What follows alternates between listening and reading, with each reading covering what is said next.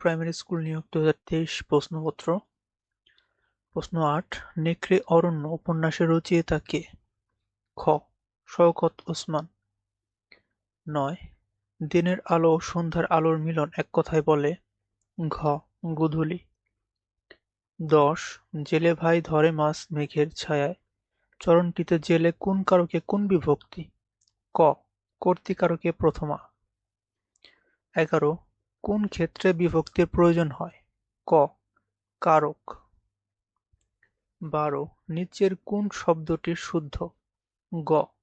নিশিথিনী। ১৩. আসাদের ষাট কবিতার লেখক কে? ঘ. শামসুর রহমান।